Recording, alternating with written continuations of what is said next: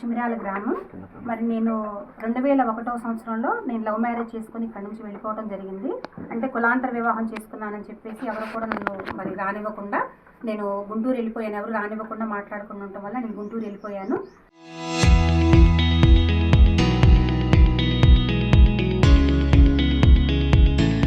ఇంటికి రావడం అనేది జరగలేదు. 2010లో మా తాతయ్య చనిపోయినప్పుడు ఫస్ట్ టైం నేను ఇంటికి వచ్చాను. ఆ తర్వాత నేను ఒక్కదాన్ని మధ్య మధ్యలో వస్తూ పోతూ ఉన్నాను. 2020లో ఫస్ట్ టైం మా అత్తగారు చనిపోయినప్పుడు నిద్ర చేయడం కోసం అని చెప్పి మమ్మల్ని తీసుకొచ్చారు. ఇక అలా వస్తూ పోతూ ఉన్నటువంటి క్రమంలో మొన్న లాస్ట్ ఇయర్ సెప్టెంబర్ 28వ తారీఖు అమ్మమ్మ గారికి బాగోలేకపోవటం వల్ల నన్ను ఇక్కడికి రావడం జరిగింది. వచ్చిన తర్వాత అమ్మమ్మకి ఆరోగ్యం బాగోలేక అమ్మ మరి చేనికాడ పొలం ఉంది, మనకి కాలువ దగ్గర పొలం ఉంది, 5 ఎకరాల 32 గుంటలు, 1 ఎకరం 12 గుంటలు అమ్మాము, ఒక 2 ఎకరాలు కృష్ణయ్య గారికి అమ్మాము, ఇంకా 220 ఉందమ్మ మనకి. అమ్మ బరిగొడ్లు మేపుకుంటుంది అందులో. మరి దాన్ని ఏదో ఒకటి చెయ్యమ్మ. కృష్ణయ్య గారికి కూడా మనం రిజిస్ట్రేషన్ చేయలేదు, ఒక డాక్యుమెంటే చేశాడు తాతయ్య కాబట్టి అతను పిలిపించమంటే కృష్ణయ్య గారిని పిలిపించి మాట్లాడాము. మరి కొలత వేయించండి అమ్మ చూసుకొని తీసుకుందాం అనుకునే టైంకి మరి గురవయ్య గారు వచ్చేసి ఇది మీది కాదు, ఇది పలానా వాళ్ళదని చెప్పడం జరిగింది. మరి నేను అప్పుడు ఎంఆర్ఓ ఆఫీస్ దగ్గరికి వెళ్ళి పహానీలన్నీ తీపిస్తే 2001లో నేను పెళ్లి చేసుకోవటం, 2004 నుంచి వాళ్ళు తెలివిగా మరి పేపర్లు అంటే పేర్లన్నీ మార్చడం జరిగిందండి. ఏంటి అని ఆలోచిస్తే మరి మన కమ్యూనిటీ కానటువంటి వ్యక్తిని చేసుకుని వెళ్ళిపోయింది కాబట్టి అవసరం లేదు దానికి అన్నట్టుగా వాళ్ళ బిహేవియర్ ఉంది. నేను ఇప్పుడు వచ్చి ఫైట్ చేస్తుంటే ఎంఆర్ఓ ఆఫీస్ దగ్గరికి వెళ్ళిన ఎక్కడికి వెళ్ళినా కూడా మేమేమీ చేయలేము, విత్ సాక్ష్యాలతో వెళ్ళినా కూడా, డబ్బులు ఖర్చు పెట్టుకొని సాక్ష్యాలు తీసి వెళ్ళినా కూడా, పొలం దగ్గర అందరూ చెప్తున్నా కూడా ఎవ్వరూ కూడా అంటే ఇవ్వటం వల్ల నేను ఇప్పుడు అమ్మమ్మ వాళ్ళకి ఇంకెవరూ లేరండి. తాతయ్య చనిపోయారు, ఇంక మగదికి ఇంటికి ఎవరూ లేరనమాట. ఇక నేను రాను అన్న ఉద్దేశంతో ఉన్నటువంటి భూమిని మొత్తాన్ని కూడా వాళ్ళ పేర్ల మీదకి ఎవరు ఇష్టం వచ్చినట్టు వాళ్ళు మార్చుకున్నారండి. అదేంటి అని అడిగితే ఎంఆర్ఓ గారిని మరి లోకల్గా ఉన్నటువంటి వాళ్ళ అధికారులు, లోకల్గా ఎవరైతే మరి పరిపాలనలో ఉన్నారో వాళ్ళ పేర్లు చెప్పుకుంటా, లోకల్ పార్టీల పేరు చెప్పుకుంటా మరి మాకు న్యాయం జరగట్లేదండి. నన్నైతే ఎంఆర్ఓ గారు నేను వెళితే ముందు నువ్వు బయటికి వెళ్ళిపో అన్నాడండి. ఆ మాట కూడా కనీసం ఆ మాట సార్ అన్నప్పుడు 20-30 మంది ఉన్నారండి. బయటికి వెళ్ళిపో నువ్వు అని చెప్పేసి మాట్లాడుతానంటే ప్రజలకు న్యాయం చేయాల్సినటువంటి ఒక అధికారి కూడా నువ్వు బయటికి వెళ్ళిపో, లేదంటే మీరు సెటిల్మెంట్లు చేసుకోండి, లేకపోతే మీరు మాట్లాడుకోండి అని చెప్తున్నాడు. మరి ఊళ్ళో వాళ్ళు ఏ పెద్ద మనిషి కూడా మరి నా తరపున మాట్లాడటానికి రావట్లేదండి. మరి ఆ ముసలమ్మ పరిస్థితి చూస్తే అలా ఉంది.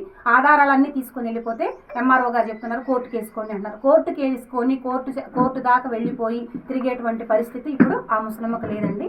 ముసలమ్మకు ఆల్రెడీ రాత్రి నుంచి ఆరోగ్యం బాగోలేదు. మా అమ్మ పరిస్థితి కూడా అంతంత మాత్రమే ఉంది.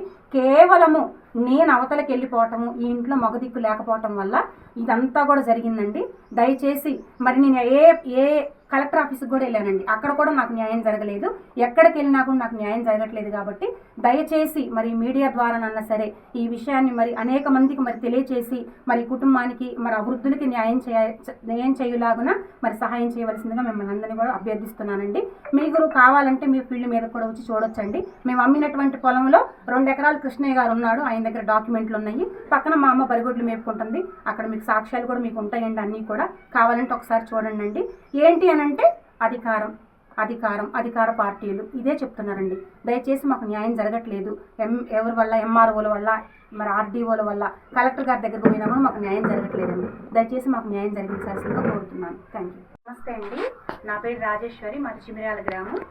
నేను మరి ఈ మీడియా సమావేశాన్ని ఏర్పాటు చేయడానికి ప్రధానమైనటువంటి కారణం ఏంటంటే ఇక్కడ మాకున్నటువంటి అంటే చిమిరాల సరిహద్దుల్లో, కొత్తగూడెనికి చిమిరాలకు మధ్య సరిహద్దుల్లో మా తాతయ్య గారికి ఆస్తి అంటే వాళ్ళ నాన్నగారి ఆస్తి కింద 5 ఎకరాల 32 గుంటల పొలం వచ్చింది.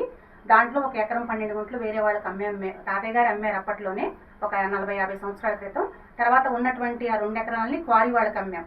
మిగతా 2 ఎకరాల 20 గుంటల భూమి ఉంది. ఆ భూమిలో మా అమ్మగారు ఇప్పటికి కూడా బరిగొడ్లు కాసుకుంటూనే ఉన్నారు. అయితే నేను వేరే కమ్యూనిటీలోకి వెళ్ళిపోయి వేరే కులాంతర వివాహం చేసుకోవటం వల్ల 2001లో నేను ఇక్కడ నుంచి వెళ్ళిపోయానండి. మరి అమ్మ వాళ్ళు నన్ను ఏదైనా చేస్తారన్న భయంతో కావచ్చు, లేకపోతే మరి కుల వివక్షత కావచ్చు, ఏదైనా కావచ్చు, నన్ను ఇక్కడికి రానిలేదండి. నాకు 2010లో తాతయ్య చనిపోయినప్పుడు ఫోన్ వస్తే చూసేసి దినం అయిపోయిన తర్వాత వెళ్ళిపోయాను. నేను మధ్యలో నేను వస్తూ పోతూ ఉన్నాను, కానీ ఇక్కడ విషయాలు ఏమీ కూడా నాకు తెలియదు. అయితే 2019లో చివరిలో మా అత్తగారు చనిపోవటం వల్ల 2020లో ఫస్ట్ టైం నన్ను మా వారిని ఇక్కడికి నిద్రకు తీసుకొని వచ్చారు. ఇక అట్లా రాకపోకలన్నీ కొద్దిగా జరుగుతూ ఉన్నాయి. అటువంటి పరిస్థితుల్లో మొన్న లాస్ట్ ఇయర్ సెప్టెంబర్లో మా అమ్మమ్మ గారికి బాగోలేదు, బ్రెయిన్ స్ట్రోక్ వచ్చింది, హార్ట్ ప్రాబ్లం వచ్చింది. అయితే హాస్పిటల్ అడ్మిట్ చేశామని అమ్మ వేరే వాళ్ళతో ఫోన్ చేపిస్తే నేను ఇక్కడికి వచ్చాను. ఇంటికి తీసుకొచ్చిన తర్వాత అమ్మ ఏమనిందంటే, అమ్మ మరి డబ్బులు చాలా ఖర్చు అయిపోతున్నాయి, మరి నీ పరిస్థితి కూడా బాగాలేదు, నాకు ఆరోగ్యం బాగోలేదు, అమ్మ బరిగొడ్లు కాసేది, పక్కన కృష్ణయ్య గారికి మరి రిజిస్ట్రేషన్ అవ్వలేదు, పక్కన 2 ఎకరాలు బరిగొడ్లు కాస్తుందమ్మ, మరి దాన్ని చూసేసి కృష్ణయ్య గారు కావాలంటున్నాడు. మరి కృష్ణయ్య గారికి కూడా మనం రిజిస్ట్రేషన్ చేయలేదు కాబట్టి పిలిపించేసి ఆయనకి రిజిస్ట్రేషన్ చేసేసి అది అమ్ముకుందామమ్మా, అది బ్యాంకులో వేసుకుందాం మనం, నాకు ఆరోగ్యానికి మీ అమ్మకు భవిష్యత్తుకు ఉపయోగపడతాయి అని చెప్పింది. అప్పుడు నేను ఎంఆర్ఓ ఆఫీస్ దగ్గరికి వెళ్ళానండి. ఇదిగోండి ఈ పేపర్లు తీసుకొని నేను పహాణీలు తీసుకొని వెళ్ళినప్పుడు ఇదిగోండి పహాణీలు. ఈ పహాణీల్లో ఎలా అంటే 2001లో నా పెళ్ళయింది, 2004 వరకు కూడా మా తాతయ్య గారి పేరు సింగిల్గానే వచ్చింది. 2004లో మా తాతయ్య గారి పేరు కింద వాళ్ళకు అనుకూలమైనటువంటి పేర్లు మార్చుకున్నారు. నేను మా నాన్నగారికి నేను ఒక్కదాన్ని, మా అన్నయ్య వాళ్ళు ఇద్దరు చచ్చిపోయారు. మా అమ్మ దగ్గర ఉంటున్నా. నేను ఉంటుంటే నాకు మా నాన్న 2 ఎకరాల పొలం ఇచ్చిండు. ఆ పొలం కూడా మేము అమ్మేసుకున్నాం, అన్నీ చేసుకున్నాం. నేను మా నాన్న ఇందులో మనకి 2 ఎకరాలు ఉందమ్మ, మన దాంట్లో మనం మెప్పు అమ్ముకున్న దాంట్లో మనకి సంబంధం లేదు అని మేము అమ్మలేదు. అసలు వాళ్ళకి ఎవడికి అమ్మలే. వాడు మరి ఎట్లా చేసుకున్నారో ఏందో ఆ పాప పుణ్యం అంతా భగవంతుడికి ఎరక చేశారు. సరే అన్నయ్య మా భూమి ఉంది కొద్దిగా, మరి మా అమ్మకి ఆరోగ్యం బాగలేదు, మరి మేము ఏం చేసుకోవాలా అని మేము పోయి అడిగినామండి. అడిగితే అది వాడి పేరు మీద ఉంది, వీడి పేరు మీద ఉందని చెప్తుండు. మరి నువ్వు 10 మంది చెప్పావు అడిగండి. మరి చెప్పినప్పుడు మరి మాకు కూడా ఒక న్యాయం చేయాలిగా. నా పిల్ల ఎంత లెక్క తిరిగి నల్లగొండ తీసుకుపోయింది మా అమ్మని, మళ్ళీ ఎంఆర్ ఆఫీస్ చుట్టూ తిరిగినాం, ఎన్ని డబ్బులు ఖర్చు పెట్టుకున్నాం. నీకు బాధ్యత లేనప్పుడు ఇంక మాకెందుకండి, మాదేదో మాకు కొద్ది న్యాయం చేసి పెట్టండి. అసలు ఏం మాట్లాడతాను, వాడికి తడిసి ఉత్తపోసుకుంటుంటే అధికారం నా చేతిలో ఉంది, అధికారం నా చేతిలో ఉంది. వాడెవడైనా ఆడిపోయి మాట్లాడటానికి లేదు, నేనే మాట్లాడాలా. ఎక్కడికి పోయినా ఉత్తమ పద్మ గారికి అడిగిపోవాలన్నా కూడా అది కూడా నా మనిషి అంటాడు. నేను 50 సంవత్సరాలు కూడా కాసిన దాంట్లో 50 సంవత్సరాలు, ఒక్క రోజు కాదు 2 రోజులు. ఇప్పుడు కూడా నా బరిగొడ్లు మన రామే ఆపుకొచ్చుకున్నా. నేను మునుపు క్వారీలోకి గొడవలు అవుతున్నాయి అని పోయినప్పుడు కూడా వాళ్ళు వేరే వాళ్ళు వచ్చి రాయేస్తాను, నీకు బాధ్యత లేదండి. నేను చెప్పిన ఫోన్ చేసి అన్నయ్య నాకు రాళ్ళు వేస్తున్నారు, ఏంది అసలు ఈ పరిస్థితి, నేను పోయి చెప్పాను నీకు పెద్ద మనిషి అని, ఏం కాలే చూంచుకోపో. ఇదొక్కటి మీకు నేను ఎవరైనా చూపిస్తున్నానండి. ఈ పొలము మా తాతయ్య మా అమ్మకి పసుపు బొమ్మ కింద రాసినటువంటి ఒరిజినల్ డాక్యుమెంట్ అండి. ఎప్పుడంటే ఇది రాసింది 1987 సంవత్సరంలో. ఇదిగోండి చూడండి, మా తాతయ్య అమ్మమ్మ వీళ్ళందరూ కూడా సంతకాలు పెట్టి రాసినటువంటి డాక్యుమెంటు. అయితే కుటుంబ పరిస్థితులను బట్టి ఇది మేము 2022 సంవత్సరంలో అమ్మిన మాట వాస్తవం. వాళ్ళకి అబద్ధం చెప్పవండి, మేము అమ్మాము. అమ్మినప్పుడు ఇప్పుడు వారసురాలుగా ఏం అమ్మినప్పుడు ఏమో సంతకం పెట్టాలి కదండి, ఏమో సంతకం పెట్టలేదు. ఈమె తర్వాత నేను కదండి, నేను సంతకం పెట్టలేదు. మేమిద్దరం కూడా సంతకం పెట్టకుండా వాళ్ళ పేరు మీద పాస్బుక్ శాంక్షన్ అయిందండి.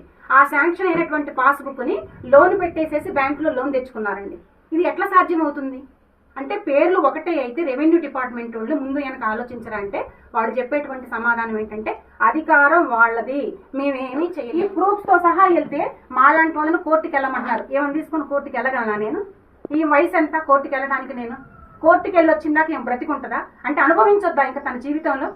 ఇదే జీవితం ఆ పొద్దుగూకులు?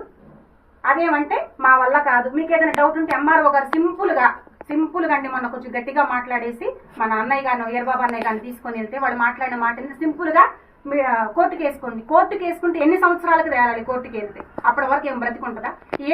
ఏం అనుభవించలేనటువంటి ఆస్తి కూడా మాకు అవసరం లేదండి. మేము కోరేది ఒకటే, మాకు భూమి రాకపోవటం అనేది ప్రధానమైనటువంటి సమస్య కాదు కానండి. నేను అడిగేది ఒక్కటే ఏంటంటే, ఇట్లా అధికారాన్ని అడ్డం పెట్టుకొని చెయ్యనటువంటి వాటిని కూడా చేసుకోవటం అనేది కరెక్టా? ఇది కరెక్టా? మరి ఆ రోజు కులము కానటువంటి వ్యక్తిని చేసుకుని వెళ్ళిపోయామని నన్ను కులంలో నుంచి వెళ్ళగొట్టారు, నన్ను దేనికి పిలవలేదు. మరి కుల పెద్దలుగా చెప్పుకొని మీరు చేసేటువంటి దానికి ఎక్కడి నుంచి వెళ్ళగొట్టాలి? మిమ్మల్ని పార్టీ నుంచి వెళ్ళగొట్టాలా? మీరే ఆలోచించండి ఒకసారి మేడం గారు. దయచేసి మరి ముసలోళ్ళిద్దరికి మాకు న్యాయం జరిగించవలసిందిగా మిమ్మల్ని మనస్ఫూర్తిగా కోరుకుంటున్నానండి. నా పేరు